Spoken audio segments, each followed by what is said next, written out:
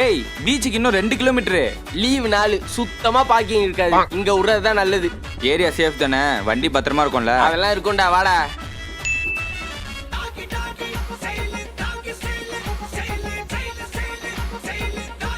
சைரஸ் கார்ல சேஃபா போயிடுவான்ல? அதெல்லாம் போயிடுவான்டா. சரி வண்டி எடு. இங்கதானே வச்சேன் மச்சான். சாவியை காணும்டா. என்னடா சொல்ற?